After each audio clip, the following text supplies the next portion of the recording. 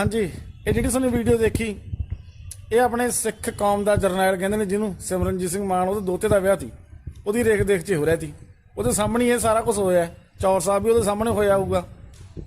ਜਰਨੈਲ ਸਾਹਿਬ ਦੇਖ ਲਓ, ਦੇਖੋ ਚੌਰ ਸਾਹਿਬ ਕਰਦੇ ਆ ਰਹੇ ਨੇ ਜਿਹੜਾ ਆਪਾਂ ਗੁਰੂ ਗ੍ਰੰਥ ਸਾਹਿਬ ਤੇ ਕਰਦੇ ਆ ਉਹ ਇਹ ਤੇ ਕਰਦੇ ਆ ਰਹੇ ਨੇ। ਦਰਜਾ ਬਰਾਬਰ ਦਾ ਦੇਤਾ। ਹੁਣ ਇਹੀ ਗੱਲ ਜੇ ਕਿਸੇ ਹੋਰ ਮਾਤੜ ਨੇ ਕਰੀ ਹੁੰਦੀ ਨਾ ਉਹਨੂੰ ਛੱਟੀਆਂ ਵੀ ਨਹੀਂ ਖੇਡਣ ਦੇਣਾ ਸੀ। ਜਥੇਬੰਦੀਆਂ ਜਾ ਕੇ ਚੱਕ ਲੈਂਦੀਆਂ ਉਹਨੂੰ, ਉਹਦਾ ਉਹ ਹਾਲ ਹੋਣਾ ਸੀਗਾ। ਛੱਡ ਦੋ ਗੱਲਾਂ, ਚੱਲ ਲੋਕ ਬੋਲ ਤਾਂ ਇਹਨੂੰ ਵੀ ਰਹੇ ਨੇ ਪਰ ਉਹ ਗੱਲ ਨਹੀਂ ਜਿਹੜਾ ਸਲੂਕ ਆਮ ਬੰਦੇ ਨਾਲ ਹੋਣਾ ਸੀ ਉਹ ਇਹ ਤਾਂ ਨੇੜੇ ਤੇੜੇ ਵੀ ਨਹੀਂ। ਇਹ ਗੱਲ ਹੈਗੀ ਆ।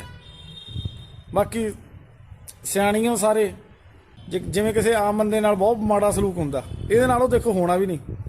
ਇਹਨੂੰ ਜਦੋਂ ਪੁੱਛਣਗੇ ਵੀ ਤਾਂ ਵੀ ਇਹਨੇ ਕੋਈ ਬੋਲ ਜਾਂ ਮਾਰ ਦੇਣਾ, ਜਵਾਬ ਇਹਦੇ ਲਈ ਤਿਆਰ ਹੋਊਗਾ। ਪਰ ਇਹ ਮਾੜੀ ਗੱਲ ਹੈ।